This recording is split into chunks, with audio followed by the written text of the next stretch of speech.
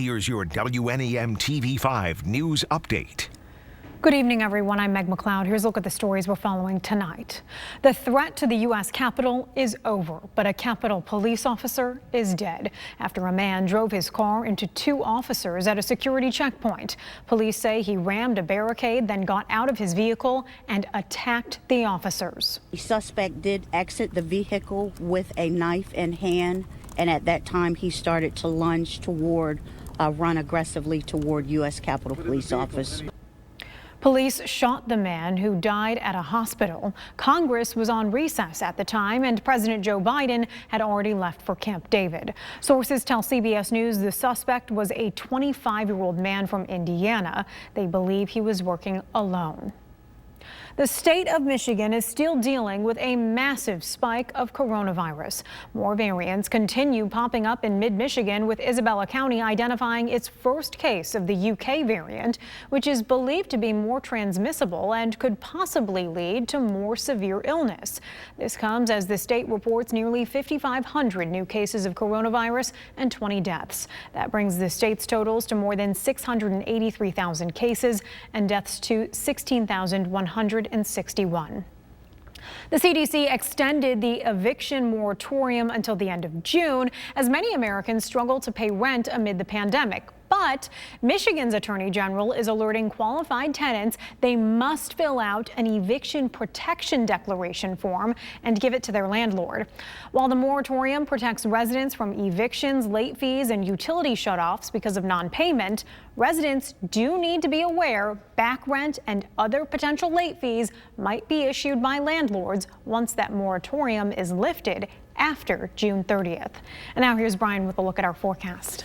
Thanks very much, Meg. Heading into Easter weekend, our weather definitely headed in the right direction. High pressure, first and foremost, gave us all the sunshine that we saw over the course of our Friday. That'll just be very slowly sliding east into the mid-Atlantic states over the next couple of days. The only thing that's going to briefly challenge this high pressure system is this warm frontal boundary parked back over the Dakotas and into northern Minnesota tonight. You see there's a plume of cloud coverage associated with it, but thankfully nothing in the way of precipitation. Those clouds are going to work their way southeast across the state during the overnight period tonight and will linger at times into our Saturday, but not likely to lead to purely overcast conditions. I expect more of a filtered sunshine for predominantly the first half of our Saturday. We'll see that here, hour by hour forecast showing us those high clouds here and there from the 8 o'clock hour into the midnight time frame, but more of them beginning to roll in around that hour. Some of those clouds thickening up a little bit more in places like West Branch, Houghton Lake, and along parts of US 127. Heading in toward tomorrow morning, we see more of that plume of clouds settle in over the area ahead of that approaching warm front, but thankfully not producing anything in the way of snow or any kind of wet weather for that matter. Heading in toward the midday time frame, we'll begin to see those clouds work farther and farther east, with some skies actually clearing along and west of I-75 around midday. Clouds continuing to thin out into our Saturday afternoon around 3 o'clock. 6 o'clock tomorrow evening looking fantastic. We'll clear the skies out completely as we head into tomorrow night, and some more high clouds will work their way in from time to time on our Easter Sunday. But at least kicking off the day, whether you're headed to an early Easter Mass, getting an early Easter egg hunt in, whatever it is, weather's looking great all weekend long. And for tonight, not nearly as cold. Low temp around 30 degrees, clouds on the increase, and a light south-southwest wind at around 5 to 10 miles per hour. We're up to 60 for our Saturday, kicking off the weekend in a nice slate of warm conditions. It will be a bit breezy, though, with a southwest wind 10 to 20 miles per hour with that mix of clouds and sunshine. And a similar story as we look ahead to Easter Sunday. Variably cloudy skies expected. High temps climbing a little higher into the low 60s, and light winds, too, for the holiday.